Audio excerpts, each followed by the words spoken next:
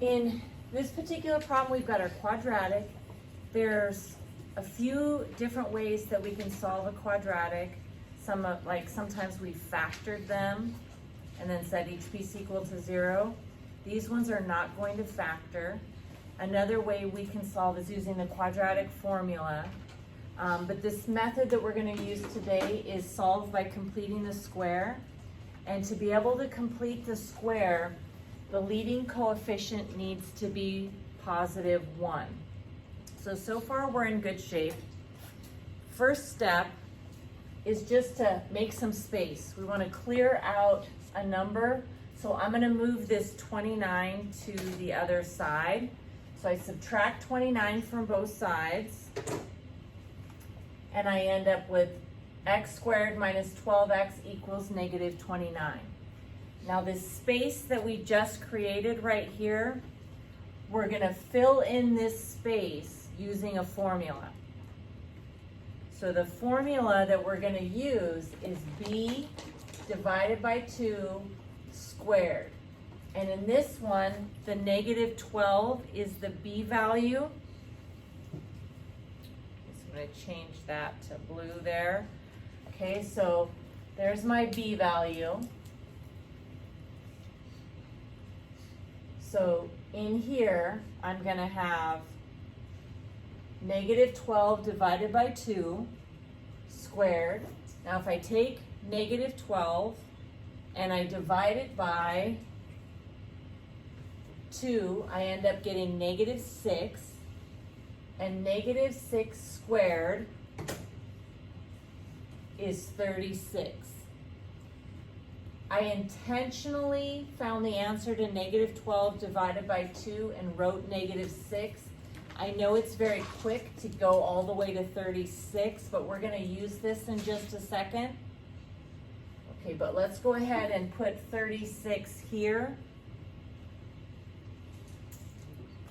But remember, when I put 36 here, whatever I do to one side, I have to do to the other. So I'm going to put plus 36 in that space and also plus 36 on the other side. Let's simplify just a little bit. Okay, so this doesn't change. I have x squared minus 12x plus 36. Negative 29 plus 36 is 7.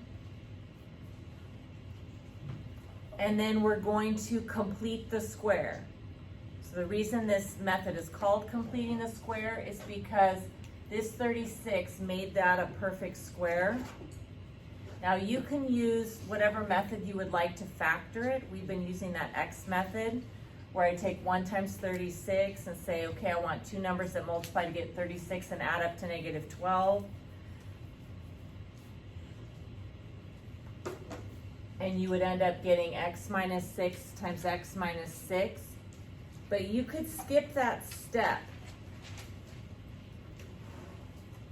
and go directly to x minus 6 squared, because if you already know this is a perfect square, you know that this is going to be x plus or minus something squared equals 7. So a shortcut, it's not a coincidence. See how that's minus 6?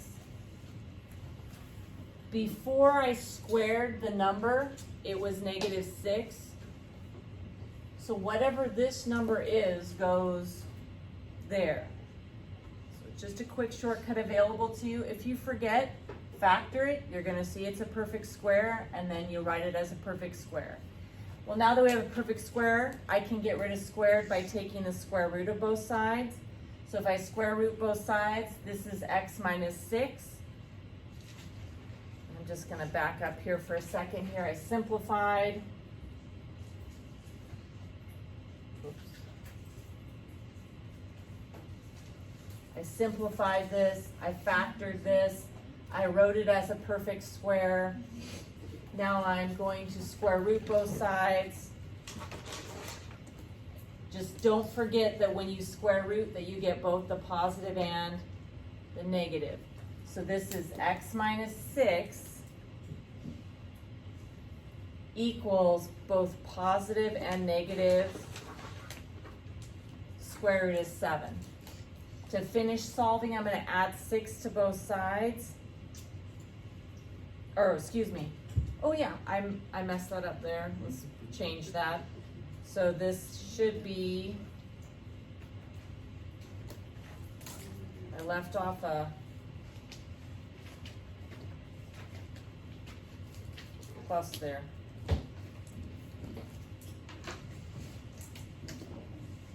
Okay, to get rid of, subtract 6, I'm gonna add 6 to both sides. And so I'm gonna end up with x equals 6 plus root 7 and 6 minus root 7. Or I could just write 6 plus or minus root 7. That's your answer? Yeah, and that's your final answer. If you wanted to have an estimate later, because later on they'll say solve by completing the square, round your answer to. These particular ones say find the exact answer, but otherwise I would do 6 plus the square root of 7 and I'd have an answer, and 6 minus the square root of 7 and I'd have another answer.